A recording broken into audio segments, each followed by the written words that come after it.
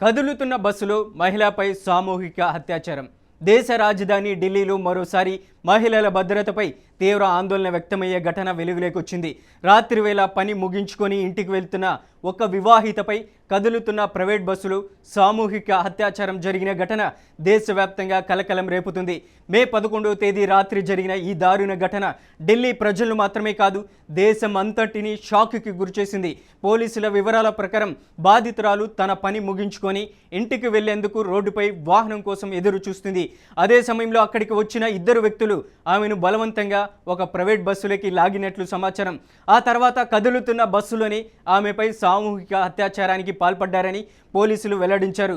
బాధితురాలు తీవ్ర భయాందోళనకు గురైనప్పటికీ అనంతరం ధైర్యం చేసి పోలీసులు ఆశ్రయించింది. ఇక బాధితురాలు ఫిర్యాదు ఆధారంగా వెంటనే రంగంలోకి దిగిన పోలీసులు ప్రత్యేక బృందాలను ఏర్పాటు చేసి దర్యాప్తు ప్రారంభించారు. సీసీటీవీ ఫుటేజీలు, బస్సు మార్గాలు, మొబైల్ లొకేషన్ ఆధారంగా విచారణ చేపట్టి ఇద్దరు నిందితులను పోలీసులు అరెస్ట్ చేశారు. ఈ ఘటనకు ఉపయోగించిన ప్రైవేట్ బస్సును కూడా పోలీసులు ఇప్పటికే స్వాధీనం చేసుకున్నారు. ప్రస్తుతం నిందితులను విచారిస్తున్నట్లు అధికారులు తెలిపారు. ఈ ఘటన వెలుగులోకి రావడంతో ఢిల్లీలో మహిళల భద్రతపై మరోసారి తీవ్ర చర్చ ప్రారంభమైంది.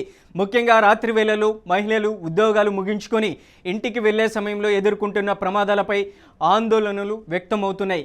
గతంలో నిర్భయ ఘటన దేశాన్ని కుదిపేసినప్పటికీ ఇంకా ఇలాంటి ఘటనలు జరుగుతుండడం బాధాకరమని మహిళా సంఘాలు ఇప్పటికే మండిపడుతున్నాయి. ఇక మీడియాలో కూడా ఈ ఘటనపై తీవ్ర ఆగ్రహం వ్యక్తమవుతుంది. నిందితులపై కఠిన చర్యలు తీసుకోవాలని, మహిళల భద్రత కోసం మరింత పటిష్టమైన చర్యలు అవసరమని నెటిజన్లు డిమాండ్ చేస్తున్నారు. ముఖ్యంగా రాత్రి సమయంలో నడిచే ప్రైవేట్ వాహనాలపై కఠిన పర్యవేక్షణ ఉండాలని పలువురు అభిప్రాయపడుతున్నారు. న్యాయ నిపుణులు మాత్రం ఇలాంటి కేసులో వేగవంతమైన విచారణ అవసరమని చెబుతున్నారు. బాధితురాలికి న్యాయం జరిగేలా ఫాస్ట్ ట్రాక్ కోర్టులో కేసు విచారణ జరపాలని సూచిస్తున్నారు.